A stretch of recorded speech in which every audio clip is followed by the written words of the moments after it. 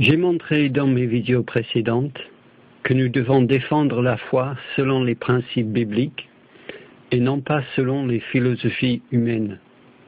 Dans cette vidéo, je voudrais regarder l'exemple que Jésus nous donne dans sa défense de la foi chrétienne. Je crois que la méthode qu'il utilise est en totale harmonie avec la position apologétique que je défends. Alors, quelle méthode utilise le maître? Après tout, nous pouvons peut-être apprendre quelque chose de lui. Je vais prendre comme exemple la confrontation de Jésus avec les Sadducéens dans Matthieu 22, parce qu'elle est parlante. Mais il y a beaucoup d'autres passages qui montrent la même méthode apologétique de Jésus. Le même jour, les Sadducéens, qui disent qu'il n'y a point de résurrection, vinrent auprès de Jésus. Ils lui firent cette question. « Maître, Moïse a dit, si quelqu'un meurt sans enfant, son frère épousera sa veuve et suscitera une postérité à son frère. Or, il y avait parmi nous 7 frères. Le premier se maria et mourut. Et comme il n'avait pas d'enfant, il laissa sa femme à son frère. Il en fut de même du second, puis du troisième jusqu'au 7e. Après eux tous, la femme mourut aussi. À la résurrection, duquel des 7 sera-t-elle donc la femme? Car tous l'ont eue. Jésus leur répondit, « Vous êtes dans l'erreur, parce que vous ne comprenez ni les Écritures, ni la puissance de Dieu. Car à la résurrection, les hommes ne prendront point de femmes, ni les femmes de mari, mais ils seront comme les anges de Dieu dans le ciel. Pour ce qui est de la résurrection des morts, n'avez-vous pas lu ce que Dieu vous a dit? Je suis le Dieu d'Abraham, le Dieu d'Isaac et le Dieu de Jacob. Dieu n'est pas Dieu des morts, mais des vivants. » La foule qui écoutait fut frappée de l'enseignement de Jésus. Pour bien comprendre ce passage, il faut savoir que quand les Sadducéens disent qu'il n'y a pas de résurrection, ils nient en fait la réalité de la vie après la mort. C'étaient des matérialistes avant l'heure. Dans Actes 23, verset 8, c'est marqué « En effet, les Sadducéens disent qu'il n'y a ni résurrection, ni ange, ni esprit. » Pour les Sadducéens, la mort signifie la fin de l'homme, puisque l'homme n'a pas d'esprit. Après, il n'y a rien. L'homme n'existe plus. Et ils présentent une argumentation à Jésus qui, selon eux, confirme leur position. C'est un raisonnement par l'absurde. Ils veulent montrer que la position de Jésus mène à une absurdité, une femme au ciel avec 7 maris, et est donc fausse. Avant de voir ce que Jésus leur répond, notons tout d'abord que les Sadducéens croyaient en Dieu. Pour certains apologistes chrétiens, cela suffirait. Mais pour Jésus, cela ne suffit pas. Ils sont dans l'erreur et Jésus, qui est la vérité, veut exposer leur erreur et établir la vérité pour eux et aussi pour ceux qui écoutent. Nous devons avoir la même démarche. Notre devoir n'est pas de prouver l'existence de Dieu, mais de défendre la vérité, c'est-à-dire le christianisme. Jésus commence par leur dire qu'ils ont tort.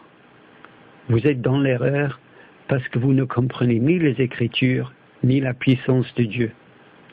L'erreur des Sadducéens est de conclure qu'au ciel, les choses se passeront comme sur la terre. Ceci est un raisonnement inductif. Et comme je l'ai dit dans mes vidéos précédentes, un raisonnement inductif est toujours fallacieux. Mais Jésus dit qu'au ciel, le mariage n'existe pas. Car, à la résurrection, les hommes ne prendront point de femmes, ni les femmes de mari, mais ils seront comme les anges de Dieu dans le ciel. Je veux dire ici qu'un raisonnement anti-biblique est toujours faux. C'est la force du chrétien. Nous défendons la vérité. Ce qui s'oppose à la vérité est forcément erroné. Il y a donc toujours un moyen pour nous d'exposer les contradictions de ceux qui s'opposent à la vérité. Ce que nous aurions pu dire ici aux Sadducéens, c'est que si, comme ils le prétendent, la mort du mari libère la femme de son engagement envers lui, alors la mort de la femme la libère aussi. Quand elle arrive au ciel, elle n'est plus mariée à aucun d'entre eux, car la mort libère les engagements du mariage. Mais les Sadduciens n'ont pas vu cette contradiction dans leur propre argumentation. Si nous partons de la présupposition que tout ce qui s'oppose à la Bible est forcément faux, nous trouverons les contradictions des non-chrétiens plus facilement. Mais revenons à la méthode qu'utilise Jésus. Ce qui l'intéresse, lui, n'est pas de leur montrer les contradictions internes de leur argumentation, mais d'exposer leurs erreurs et démolir leur argumentation. Car, après les avoir corrigés sur ce point de mariage, Jésus aurait pu s'arrêter là. Mais il s'emploie à réfuter toute leur argumentation. Il sait que les Sadduciens auraient pu revenir le lendemain avec une nouvelle argumentation pour montrer que la vie après la mort était impossible. Il veut donc le faire taire une fois pour toutes. Et il réussit à le faire. Voir verset 34. Ceci doit être notre attitude aussi. Il ne suffit pas de réfuter une seule argumentation du non-chrétien, il faut renverser la position dans son ensemble de ceux qui s'opposent au christianisme. Et voici la question qui me préoccupe ici. Comment procède Jésus pour défendre la foi? Comment est-ce que lui, il prouve qu'il y a bien une vie après la mort? Quelle est sa méthode? Si on regarde bien ce passage, on voit qu'il a une double stratégie. Il part de la vérité et il avance de façon logique.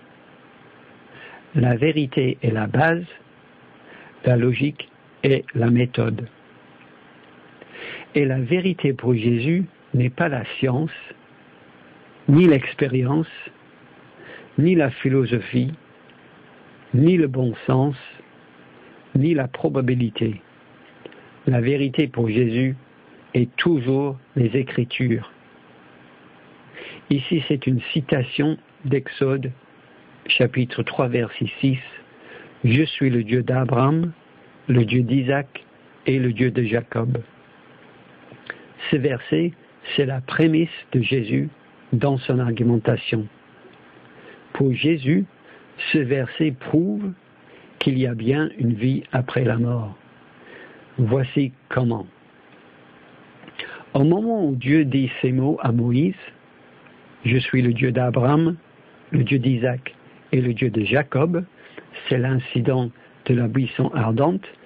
Quand Dieu dit ces paroles à Moïse, Abraham, Isaac et Jacob sont tous morts depuis des centaines d'années. Si les Sadduciens ont raison, Abraham, Isaac et Jacob n'existent plus.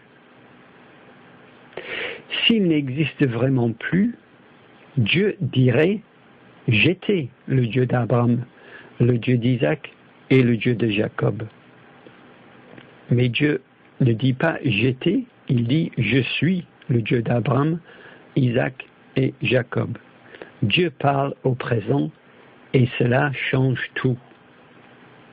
Dieu ne peut pas mentir ni se contredire. Il est toujours leur Dieu.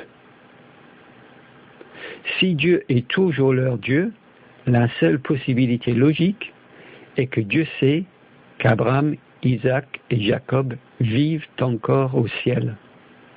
Autrement dit, Dieu n'est pas Dieu des morts, mais des vivants. En logique, cela donne ceci. Prémisse 1. Dieu n'est pas Dieu des morts, mais des vivants. Prémisse 2. Dieu est le Dieu d'Abraham, d'Isaac et de Jacob. Conclusion. Abraham, Isaac et Jacob ne sont pas morts, mais vivants. Il y a donc une vie après la mort. Ce n'est pas étonnant que nous lisons que la foule qui écoutait fut frappée de l'enseignement de Jésus. Et Jésus utilise ici les 3 principes de la logique dans son argumentation. Prémisse 1, Dieu n'est pas Dieu des morts mais des vivants, est le principe logique du tiers exclu. A est soit A ou non A. Dieu est soit Dieu des morts, soit Dieu des vivants. Et il est Dieu des vivants. Prémisse 2, Dieu est le Dieu d'Abraham, d'Isaac et de Jacob, est le principe de l'identité. A est A. Dieu est le Dieu d'Abraham, d'Isaac et de Jacob. Et la conclusion, Abraham, Isaac et Jacob ne sont pas morts mais vivants, est le principe de non-contradiction. A ne peut pas être A et non A en même temps. Abraham, Isaac et Jacob ne peuvent pas être morts et vivants en même temps. Ils sont donc vivants. Il y a donc une vie après la mort. Voici donc la méthode qu'utilise Jésus. Il ne fait pas appel à la philosophie. Il ne se réfère pas à la science. Il commence avec les Écritures et il renverse l'argumentation des Sadduciens par des déductions logiques et des conclusions valides. Ces conclusions deviennent à leur tour vérité. Cela s'appelle une preuve. C'est comme cela que l'apologiste présuppositionnaliste veut défendre la foi chrétienne. L'apologiste présuppositionnaliste présuppose que la Bible est la vérité, il n'essaie pas de le prouver. Elle est sa prémisse. Ensuite, l'apologiste présuppositionnaliste utilise la logique déductive pour renverser les argumentations de ses opposants. Et finalement, l'apologiste présuppositionnaliste défend toutes les propositions de la Bible et pas seulement la vérité de l'existence de Dieu.